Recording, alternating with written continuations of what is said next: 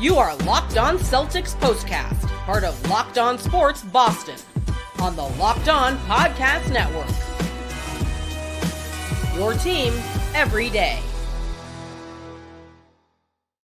And we are off and running and ready to have a little fun. It's one thing to lose a 20-point lead or get close to losing a 20-point lead against the Lakers. It's another thing to lose a 20-point lead against the Utah Jazz. But still, Celtics survive a fourth quarter scare and knock off the Jazz on Monday night. The win streak now at 5 in a row. With that, we welcome you to our latest Locked On Celtics postcast. I'm Steve Lennox, longtime college basketball play-by-play announcer, former show host, satellite radio and ESPN radio. You're right where you need to be on this Monday. You are locked on with our latest Locked On Celtics postcast, providing reaction to every Celtics game on the Locked On Sports Boston YouTube channel, as well as the Locked On Celtics podcast feed, which you know is free and available wherever you get your podcasts. With our latest Locked On Celtics postcast, we're talking about the Celtics again being without KP, without Jayson Tatum as well. But Derrick Whtie had a big night. Derrick Brown, 20+. And, Sam Hauser, wow, lights out in the third quarter, ended up with a career high. We do want to hear from you, our everydayers and our first-timers. Join the conversation, watching live with us on the Locked On Sports Boston YouTube channel. Hit that comment button. Join the Celtics conversation. Your one random thought on the Celtics victory against the scuffling Utah Jazz, the worst team in the Western Conference. This episode of the Locked On Celtics postcast presented by FanDuel. Right now, new customers can get $200 in bonus bets when your first $5 bet wins. Sign up today at FanDuel.com. Okay, right off the top, we're doing a little bit different now. We're going 2 segments. So we're going to try to be out of here between 15 and 25, 15 and 20. That's where we're at. So if you've got a comment, hit us up as soon as you can. So Celtics, as we just sort of go through the game real quick. No Tatum, no KP. Porzingis missing another game, was on social media during the game. Abby Chin checked in, said, hey, I'm getting closer. Some sort of viral infection or some sort of virus that just has not gone away for Kristaps Porzingis. Again, it's not coming back from a lower body injury or an upper body injury.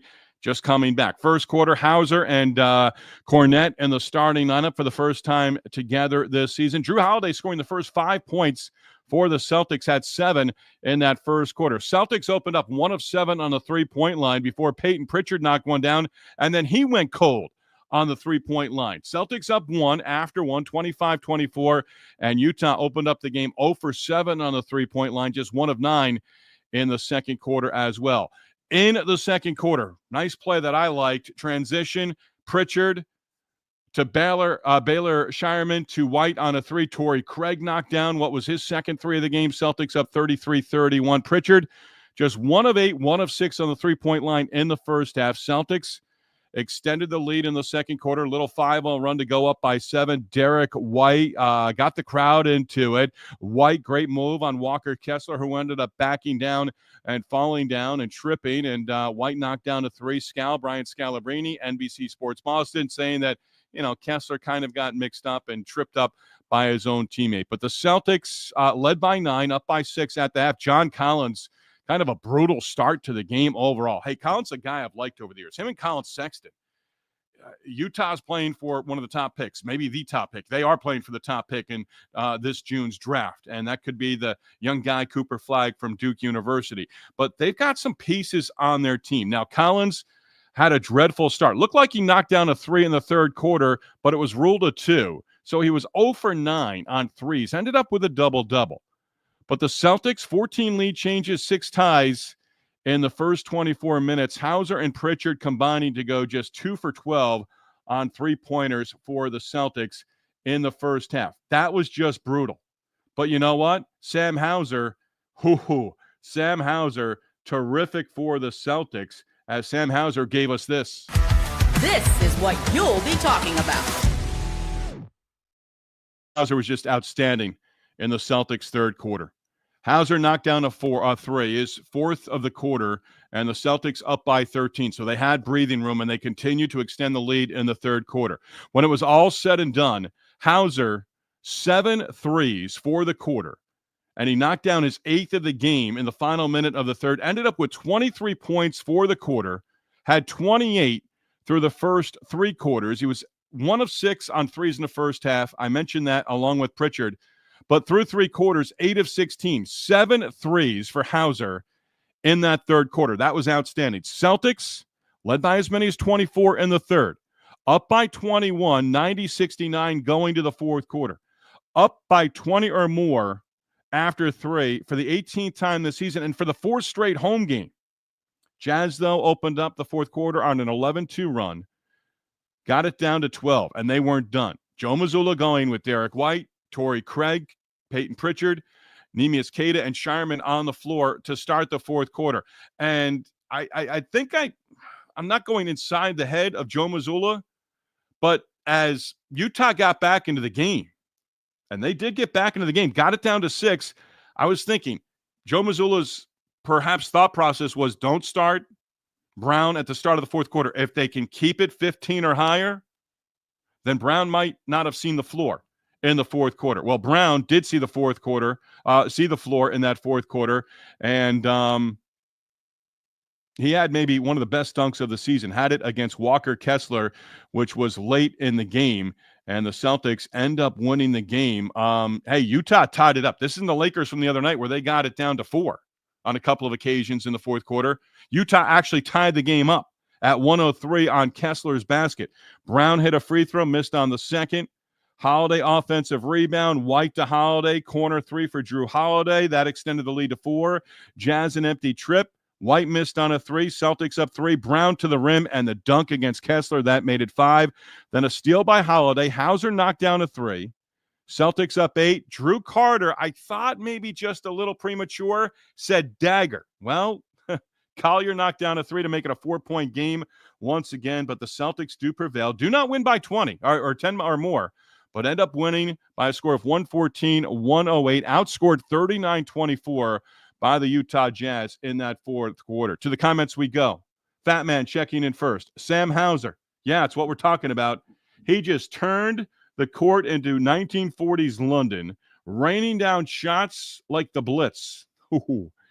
Thank you, Fat Man. Appreciate that one. The Real Darrell. Another win. OKC is next. Yes, we'll get that in the second segment along with numbers of the night. Again, we're trying to condense the show. 20 minutes, 22, 23. You know me. I used to go. They gave us 30. I went 35, trying to keep it, under the 24 shot clock for the latest Locked On Celtics postcast. A little tongue-in-cheek there.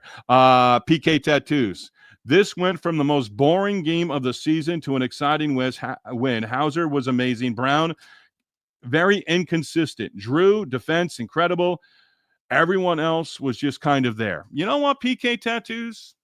I can agree with a lot of that. I really can. Brown, inconsistent.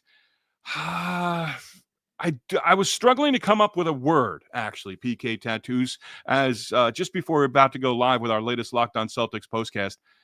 I don't know inconsistent, but just defensively did a nice job. Had the big dunk, as I alluded to, late in the game. How his overall numbers, pedestrian, 8 of 20 from the field, did not knock it down a 3, 0 for 5 from distance.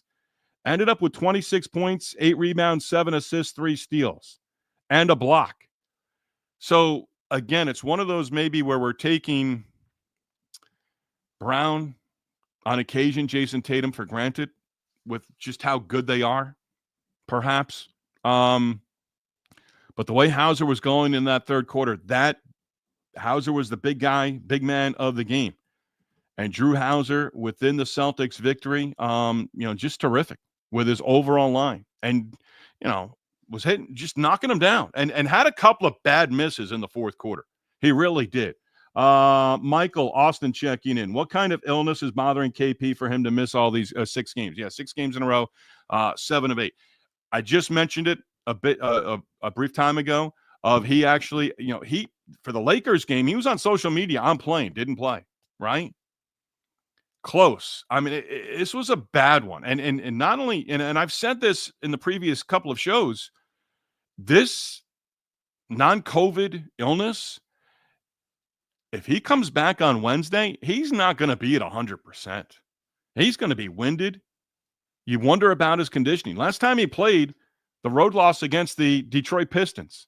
So, his minutes, when he comes back, he's not going to play extended minutes. And again, before the illness, before missing this stretch, he was playing at an awfully high level. Right now, you sort of want to back him into it almost the way he's going. But, we'll see how it plays out. But he's not going to be, as bad as this illness was, a virus, it's going to take a bit for him to come back and be at 100%. Again, he's not coming back from an injury. He's coming back from what certainly was a serious illness. Numbers of the night, player of the game. That's next. Locked On Celtics postcast. And we are presented by DoorDash. NBA fans, get ready. They swoosh, you save. Thanks to Dash Pass. Every time a player drops 50 or more points in a game, you score a huge deal the next day. It's simple. When any player scores 50 or more in a game during the 24-25 NBA regular season, Dash Pass members get 50% off an order, up to $10 off the next day from noon until midnight.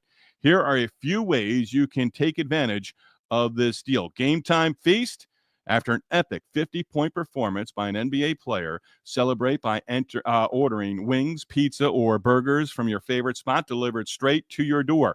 Lunch on the go. Need a quick and easy lunch the next day with Dash Pass? You get your favorite meals with zero delivery fees and reduced service fees. Plus, now you can save even more with this exclusive NBA offer. Sign up right now for Dash Pass and be ready to save. When any NBA player scores 50 or more in a game, Dash Pass members get 50% off an order the next day, up to $10 off. Just use promo code NBA50 from noon to midnight after a 50-point performance on eligible orders at participating merchants. Must have an active Dash Pass account. Terms to apply. Visit DoorDash to learn more. Locked On Celtics postcast, also presented by FanDuel. March Madness is here, and FanDuel is giving you the chance to get in on the action like never before. Right now, new customers can get $200 in bonus bets when you win and you place and win your first $5 bet. That's $200 extra bucks to use on everything from buzzer beaters to Cinderella stories and even who's cutting down the nets. You may have your eye on a few underdogs this year. Think Quinnipiac University if they get there. And FanDuel makes it easy to back them with spreads, totals, and game props. With tournament games happening almost every day, there's always something exciting to bet on. The FanDuel app is simple to use, and when you win, you get paid instantly, no waiting around. So visit FanDuel.com and get in on the college hoops action all tournament long.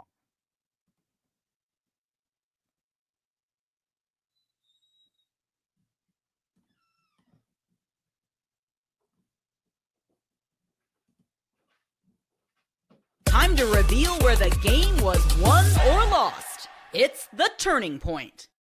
Yeah, I think the turning point of the game might have been Jaylen Brown's dunk late in the game. The Jazz had a couple of empty trips. They didn't play like a 15-win team. They did not back down. They had a strong fourth quarter. Not sure what got them going in the fourth quarter, but down big in the third and came back.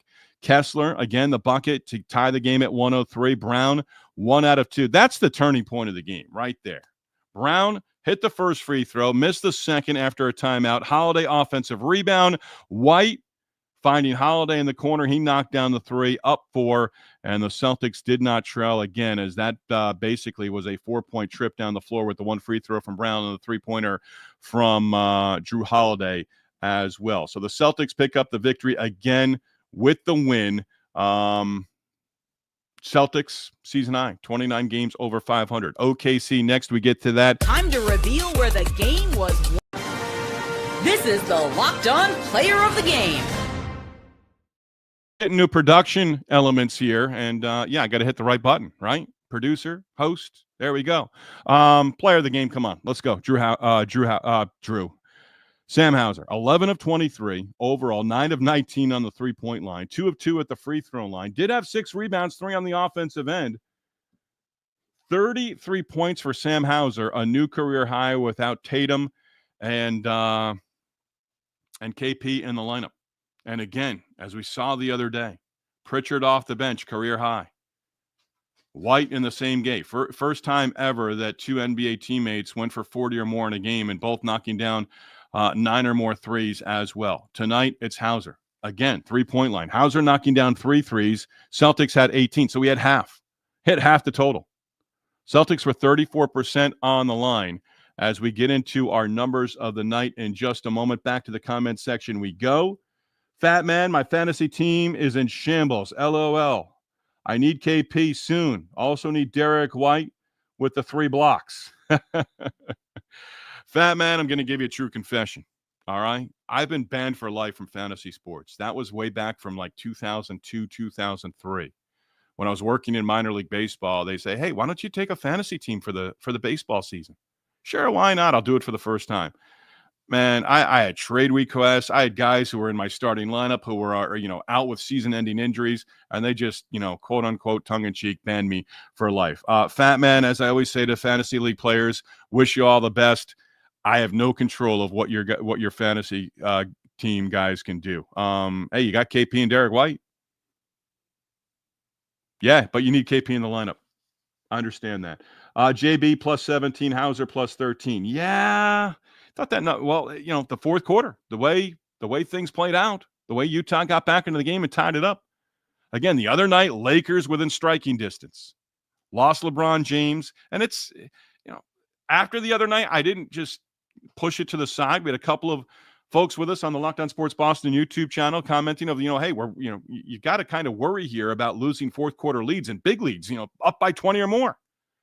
Lakers never took the lead. If the Lakers had taken the lead the other night, they likely win the game. They never tied it up, and I give credit to the Celtics for that. Utah never took the lead, tied it in the fourth quarter, late. But the Celtics do take care of business. Just an interesting one. You thought it was going to be a laugher. Was it PK Tattoo saying, or was it the real Darrell? Of, kind of a boring game. I didn't think it was boring just because that third quarter of all of a sudden Hauser 1 for 6 on the 3-point line in the first half, and you're wondering, is he still bothered by the issues that he's dealt with? The back, the ankle, different things. And bang. I mean, just knocking down threes, 8 in the quarter, 9 for the game, career high in points. So you'll take that across the board. But again, you let the Utah Jazz get back into the game. That's a little disturbing. There's no doubt about it. With the win, Celtics have won 5 in a row. Wrap up the homestand against the OKC Thunder on Wednesday. Hey, when they lost to Cleveland, and I'm right there in front owning this, when they lost to the Cavaliers in game 1 of this homestand, I'm thinking, 5-2? That might be real optimistic. Maybe more realistic was 4-3. Now you have a chance to go 6-1. Horrible fourth quarter against the OKC Thunder. Drew Carter, Brian Scalabrine did mention that when they were sort of previewing ahead to Wednesday in the fourth quarter. Just remember that second quarter that the Celtics had against OKC in their first meeting. It was ugly. So Thursday will be fun. Absolutely. Numbers of the night, again, with the win, Celtics have won 5 in a row, 29 games over 500. That is a high watermark for the season, 5-1. On the current homestand. Hey, they've now won 6 of their last 7 at home. And now 13 wins to get to 60. They've won 4 in a row overall against Utah and 4 straight at TD Garden against the Jazz as well. And they'll play the Jazz in Utah on March 14th. The Jazz, again, you look at them, give them credit for the fourth quarter. Utah's now lost 6 in a row, and they've lost 13 straight on the road. So, again, this should have been another blowout victory. And the Celtics, prior to Monday night, 9 of their previous 10 games winning by double figures. That did not happen. Did not happen. Closing in on 50 wins. Almost there. Still think they can get to 60. What's next? OKC. This one's certainly been on the calendar, right? It's certainly been on the calendar. And now the Thunder come to town. Scoreboard update. OKC in action. What's OKC doing? They were down in the fourth quarter. Yeah, it's under a minute to go in the fourth quarter. How about Denver? How about the Nuggets? Putting up 140 in Oklahoma City. Right now, 140-127. Denver trying to close out the Thunder in Oklahoma City. So there's your scoreboard watching for the night as well. It's going to be a fun one on Wednesday. You have a chance to go 6-1. After Wednesday, 2 in a row on the road, 1 at home, then 6 straight on the road for the Celtics. Fat Man, one more time. Svi got his ring. Yes, he did. Congrats to him. Appreciate you, Fat Man, for bringing that up. Yeah, and how about Joe Mazzulla's brother? He got a mention as well. Member of the coaching staff and for the Utah Jazz. And may have helped turn called charge into a block on, I think it was Shireman in the fourth quarter. Ended up being a bucket and then a free throw for Utah. Celtics pick up the victory and a nice win. You go from there. One last thought, because I'm going to go do it in the next hour or so. One last thought. If you have the opportunity, I finally got around to watching episode 1. Apparently, there's going to be 9 episodes of the Celtics documentary from Bill Simmons, Celtic City. Episode 1 from the 1950s into the 60s, a lot of Red Auerbach, a lot of Bill Russell, a lot of Bob Cousy. It was outstanding. So highly recommend it. If you have a chance, I'd love to hear your thoughts on it. You can join us on our Locked On Celtics postcast. You can talk about it and share your thoughts on Wednesday. You can also share your thoughts with me as well via the X, formerly known as Twitter, at Lennox on Hoops, with any questions, comments, or concerns, or perhaps thoughts on Celtic City, the documentary on the Boston Celtics franchise. The Real Darrell gets the last one. OKC is coming into Boston with a loss. Celtics have to be ready. The Real Darrell, I believe you are right, 100% there. But you know what? Thunder better be ready too. Absolutely. Celtics have an opportunity to go 6-1 on the homestand. You expect Jayson Tatum to be back.